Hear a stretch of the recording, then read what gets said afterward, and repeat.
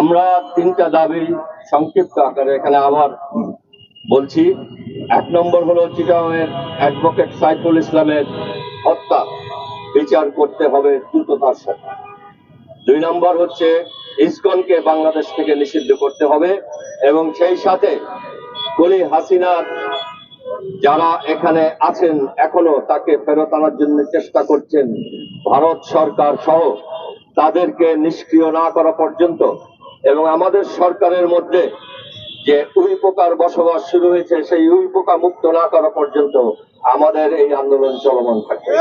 তাদেরকে পুষে পুষে এই দেশের জনগণের বিরুদ্ধে তাদেরকে পরিকল্পিতভাবে প্রস্তুত করেছিল।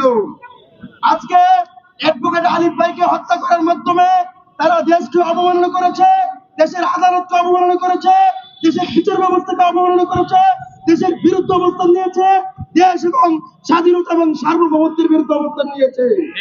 অতএব আমরা বলতে চাই, সারা দেশের মানুষ ঐক্যবদ্ধভাবে এই ইসকনের বিরুদ্ধে, ভারতের বিরুদ্ধে, দালালের বিরুদ্ধে, হিন্দুত্ববাদের বিরুদ্ধে যদি আমরা ঐক্যবদ্ধভাবে মাঠে নামতে না পারি, তবে আমাদের দেশের এই স্বাধীনতা এবং সার্বভৌমত্ব ক্ষুণ্ণ হতে পারে।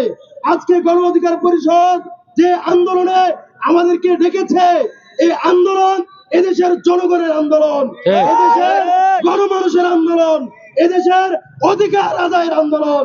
সুতরাং ইসকন নিষিদ্ধ করা এটা কোনো মুষ্টিমেয় গোষ্ঠীর আন্দোলন নয়, এটা ইসকন নিষিদ্ধ করা এদেশের 18 কোটি মানুষের আন্দোলন। আমি সরকারকে বলবো, ইসকনকে নিষিদ্ধ করতে হবে অনতিবিলম্বে। আলিফ হত্যার বিরুদ্ধে, আলিফ হত্যার বিচারকে যত দ্রুত সম্ভব কার্যকর করতে হবে। ধন্যবাদ। বিচার বিচার বিচার চাই, আলিফ হত্যার বিচার চাই, আলিফ হত্যার বিচার চাই, বিচার বিচার বিচার বিচার বিচার বিচার চাই, আলিফ হত্যার বিচার চাই, বিচার বিচার বিচার চাই, আলিফ হত্যার বিচার চাই, বিচার বিচার বিচার চাই, আলিফ হত্যার বিচার চাই।